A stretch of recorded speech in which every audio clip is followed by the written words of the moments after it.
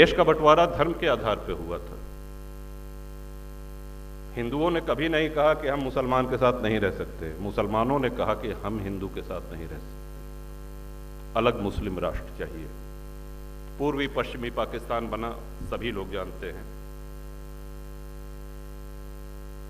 लेकिन उस समय एक चिंता व्यक्त की गई, और जो कि बड़ी जायज चिंता थी, और उस चिंता को व्यक्त करने वाले पहले नेता आदरणीय सरदार पटेल थे, जिन्होंने कहा कि इन देशों में जो अल्पसंख्यक, भारत के अल्पसंख्यकों के विषय में तो वो आश्वस्त थे, उनकी चिंता पाकिस्तान और बांग्लादेश में रह रहे अल्पसंख्यक हिंदुओं की थी। तो जब ये बात आई तो उसके बाद एक नेहरू लियाकत पैक्ट हुआ।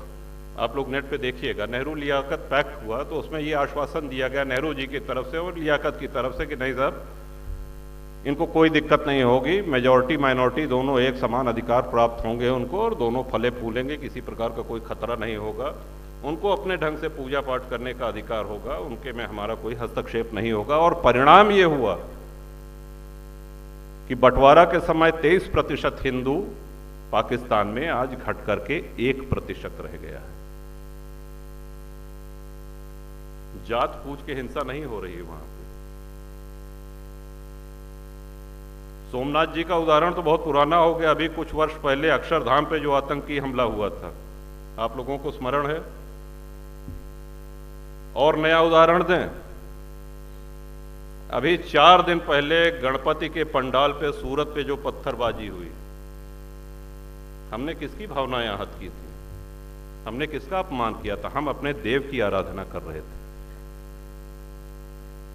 इस बात पे पत्थरबाजी। वैष्णव देवी दर्शन करने भक्त जा रहे थे, जिस दिन आदरणीय मोदी जी तीसरी बार शपथ ले रहे थे प्रधानमंत्री की, तीर्थयात्रियों के बस पे आतंकियों ने अंधाधुंध गोलियां चलाई, कई श्रद्धालु मारे गए। उनको जात पूछ के नहीं मारा गया, उनके लिए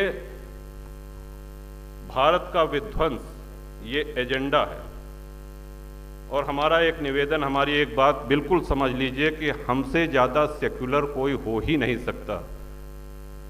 सभी धर्मों का, सभी मान्यताओं का हिंदू ने सदैव सम्मान किया है, लेकिन जब हमारा अस्तित्व ही खतरे में आ जाए तो हम सबको उठ करके मुखर होना पड़ेगा।